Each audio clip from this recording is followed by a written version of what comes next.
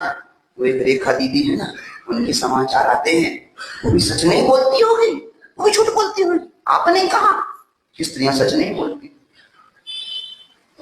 लेकिन हम आपसे कहना चाहते हैं, इस पृथ्वी पर सीता एक महारानी हुई, वो भी स्त्री थी।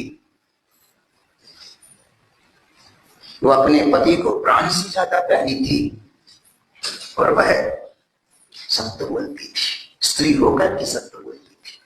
जब अग्नि की ज्वाला धधक रही थी, अग्नि कुंड बनाया गया, तो वो सीता महारानी कह पड़ी, मैंने स्वप्न में भी राम के सिवा किसी और को चाहा हो तो हे अग्नि तू मुझे जला दे।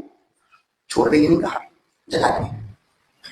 और सीता महारानी उस अग्नि के कुंड में जैसे ही हुई, उसके शब्द का प्रभाव था कि वहीं पर अग्नि में सिंहासन स्थापित हुआ और जो आरती में पानी ऐसा है सत्य। वो रेखा दीदी उद्घाटित कर रही है, बिल्कुल सत्य सत्य कह रही है, कोई राग लपेट नहीं है। जैसा जैसा हुआ वैसा वैसा उसने आपके सामने रखा। भले ही महारानी नहीं हो, लेकिन मैं समझता हूँ स्त्री होकर की उसका पुरुष भेद का है, डरती नहीं किसी से। सत्य को उद्घाटित करने में उसने कोई कसर नहीं छोड़ी। वो इस जन्म में भी अच्छे घराने में पैदा हुई और आगामी जीवन में उस सत्य की बदौलत भी वो अच्छे घराने में पैदा हुई।